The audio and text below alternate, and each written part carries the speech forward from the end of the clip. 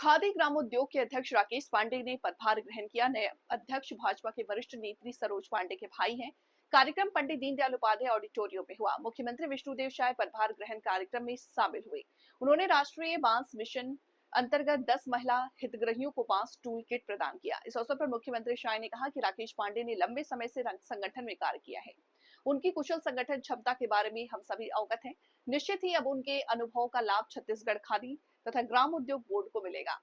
Local for vocal, स्वावलंबी भारत के निर्माण और रोजगार सृजन में खादी उद्योग बोर्ड की महत्वपूर्ण भूमिका रही है। एक बात उल्लेखित जरूर करना चाहूंगा, माननीय सम्माननीय अमर अग्रवाल जी, अवसर निसंदेह सरकारी है, लेकिन हम माननीय स्वर्गीय लखीराम अग्रवाल जी के नेतृत्व में दल का काम शुरू किया और आज आप उनके विरासत के साथ में हमारे बीच में मौजूद हैं। आप हमारे बिलासपुर क्षेत्र के विधायक हैं, मैं उन्हें भी अभिनंदन करता हूं। मेरे परम सहयोगी हमारे दुर्ग के विधायक माननीय नरेंद्र यादव जी, गजेंद्र यादव जी,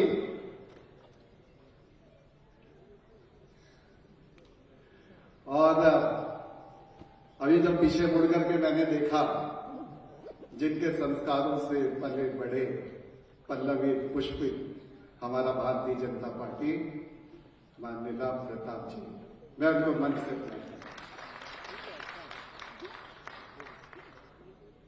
साथ ही हमारी,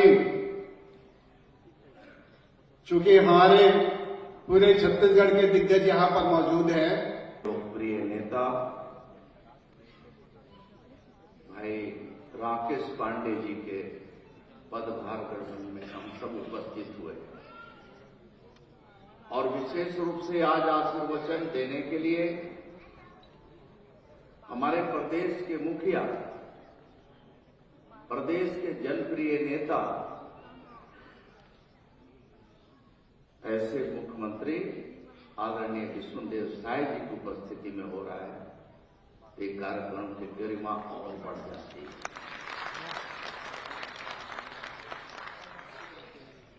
आदरणीय राकेश पांडे जी परिचय के मोहताज नहीं है। संगठन से जुड़ करके एक प्रदेश में अपनी एक अलग पहचान बनाया है। कार्यक्रम में विशेष रूप से यहां उपस्थित हमारे छत्तीसगढ़ सरकार के मंत्री आदरणीय टंकराम वर्मा जी, मैं सोच रहा था कि मेरे को क्यों बुला रहे हैं, टंकराम जी को बुलाए होते तो कुछ सुनाते भी, लेकिन उनकी आवाज भी आप सुनना चाहते होंगे।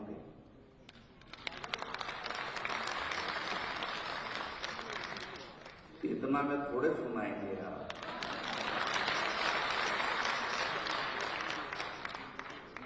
अब तो आवे न भैया, बोला सुनाई पड़ी।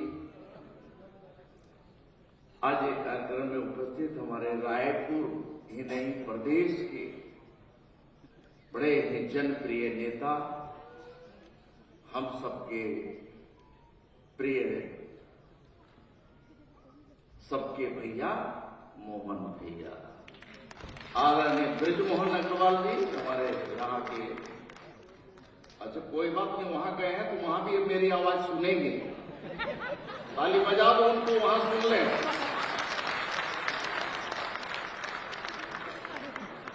हमारे विधानसभा के पूर्व विधानसभा अध्यक्ष आदरणीय धर्मलाल कौशिक जी, आदरणीय अमर भैया, आदरणीय राजेश भैया, आदरणीय राम प्रताप भैया जी और गजेंद्र भैया जी। गजेंद्र जी को हम लोग अभी इनका ग्राफ बढ़ने लगा था और हम लोग विशेषकर 2 अक्टूबर को गांधी जी की जयंती के समय अवश्य, हम तो अभी भी स्वयं दुकान जाकर खादी का कपड़ा कुछ न कुछ खरीदते हैं। तो ऐसा खादी का उपयोग होना चाहिए और इसमें राष्ट्रीय बम्बू मिशन का काम भी है। आज ये जो बांस है इससे बहुत रोजगार सृजन हो सकता है। हमारी बहनों को हम लोग किट दिए हैं, उनसे मैं सबसे पूछ रहा था कि बांस से आप क्या क्या बनाती हैं, तो बहुत लोग तो ट्री गार्ड बताएं कि ट्री गार्ड बनाते हैं, जो लोहे का बनता है उसके जगह पर बांस का ट्री गार्ड बनाती है। कुछ आजकल बांस का बहुत अच्छा गुलदस्ता फूल बनाते हैं, बहुत अच्छा फूल बन रहा है आजकल। फूल के जगह चाहे प्लास्टिक की जगह बांस का वो बना रहे हैं बहुत। उसमें अभी पिछले बार उधर बस्तर के क्षेत्र में भी खूब हमारी जो महिला हेल्थ सेल की बहनें हैं, माताएं हैं, बहुत स्वागत की, लेकिन उसमें एक ही कमी था, उसमें पेंटिंग नहीं था। तो अमित शाह जी हमारे माननीय गृह मंत्री जी स्वयं बोले कि इसमें थोड़ा और पेंट कर दिया जाए तो ये और आकर्षक हो जाएगा। तो राकेश भाई साहब सुन रहे हैं, तो उसको और थोड़ा आकर्षक और कीमती बनाने के लिए हमारी कई बहनें वो भी बना रही हैं, लेकिन शायद उसमें पेंट कर रही होंगी। अगर नहीं कर रही है तो उसमें पेंट कर देंगे तो और ज्यादा आकर्षक और कीमती भी हो जाएगा। तो इस तरह से है, हमारी सरकार भी बांस की खेती को आगे बढ़ाने के लिए बहुत प्रयास कर रही है। उसमें सब्सिडी वगैरह का भी प्रावधान है। एक आजकल बांस का क्रैश बैरियर बन रहा है, जैसे नेशनल हाईवे वगैरह में लोहे का वो गार्ड लगता है किनारे किनारे, उसके जगह पर आजकल क्रैश बैरियर हो रहा है। इतनी मजबूत होता है वो लोहा के बराबर। यहाँ हमारा इधर बिलासपुर साइड कोई गांव है, वहां के लोग ये क्रैश बैरियर बनाने का काम कर रहे हैं बांस से, और जिसका मतलब माननीय हमारे सड़क परिवहन मंत्री आदरणीय नितिन गडकरी जी वर्चुअली उसके कामों का लोकार्पण भी किए हैं।